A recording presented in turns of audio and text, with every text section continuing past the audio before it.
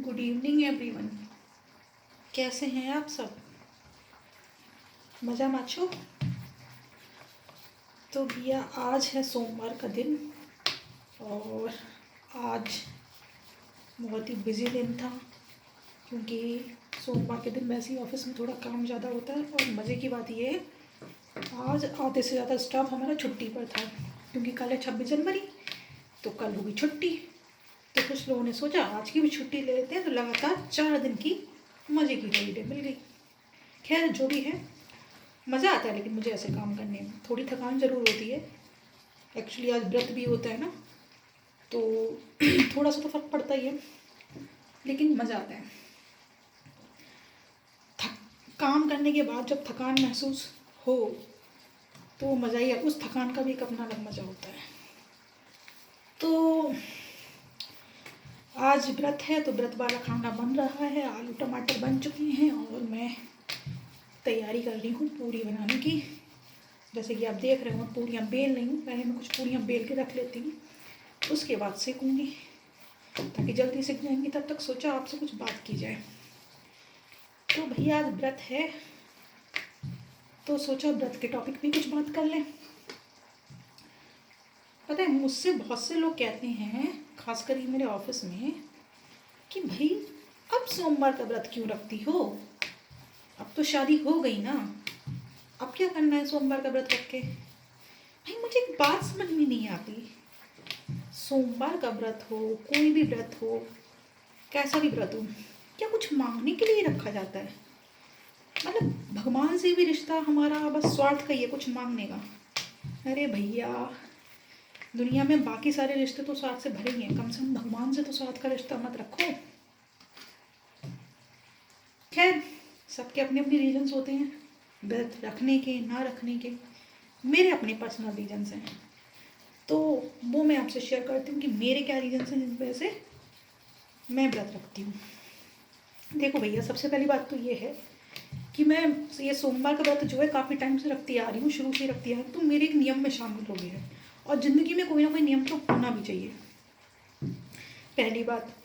दूसरी बात, मेरे व्रत रखने के पीछे कुछ आध्यात्मिक रीज़न भी हैं और कुछ साइंटिफिक रीज़न भी हैं।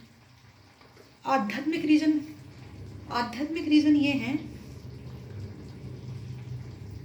कि आजकल जो हमारा लाइफ स्टाइल हो गया है, जो हमारा खान पान हो गया है, कुछ इस तरह का हो गया है कि हम तामसिक भोजन ज़्यादा खाते हैं। आपको पता है भोजन 2 तरह के होते हैं, सात्विक और तामसिक। सात्विक भोजन माना जाता है देवताओं का भोजन, मतलब सादा भोजन, और तामसिक भोजन जो आजकल हम खाते हैं। तो कहते हैं ना जैसा अन्न वैसा मन।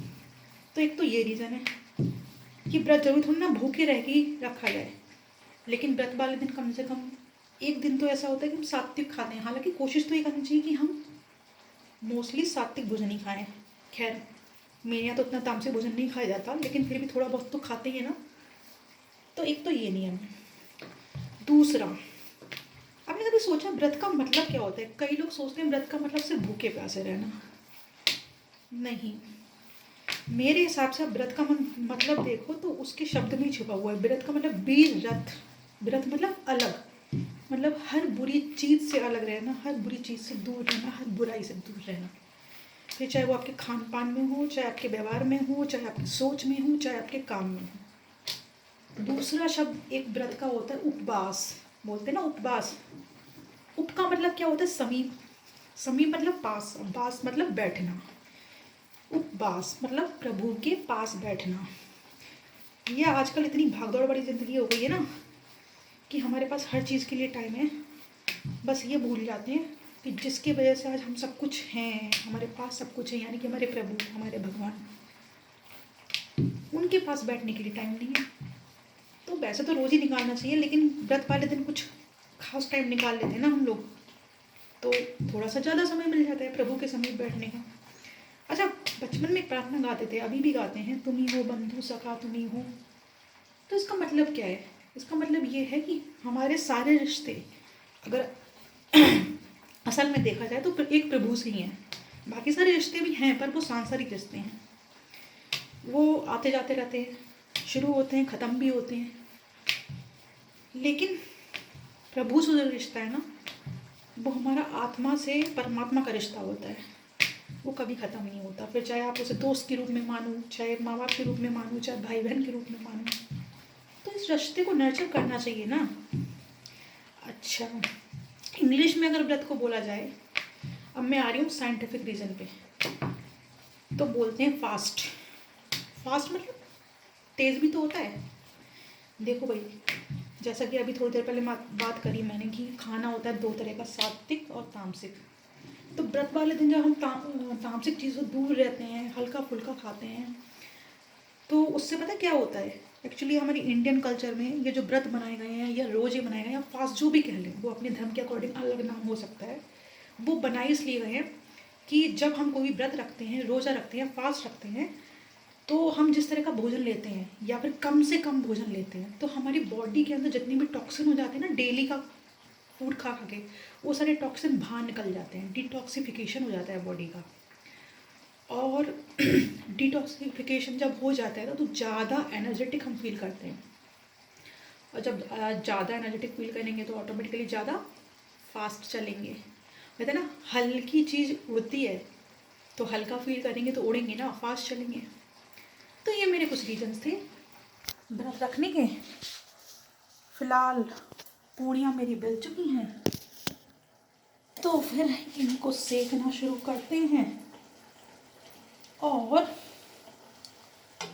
खाते हैं, खिलाते हैं। और आप भी इंजॉय करिए अपनी शाम, मतलब शाम की, आप तो रात ही हो गई है, थकान दे सकते हो फेस पे। आज कुछ लोग कह रहे थे, मेरे सब्सक्राइबर कह रहे थे कि भैया तुम्हारी ऐसी कौन सी नौकरी है जो तुम कहती हो थक गए। तो देख लो भैया, झूठ नहीं कहते, दिख रही है थकान। वो कहते हैं ना, कब्र का हाल मुर्दा ही जानता है। वेल, गुड नाइट एवरीवन, मिलती हूँ कल। कल है फिर से छुट्टी, 26 जनवरी। Till then bye bye. And आज से मैं एक नई चीज़ और शुरू कर रही हूँ, मेरे दिमाग में एक आइडिया आया। मैं अपने ब्लॉग के एंड में अपनी टैगलाइन और ऐड करूँगी। कौन सी? Be real and be yourself. Bye bye.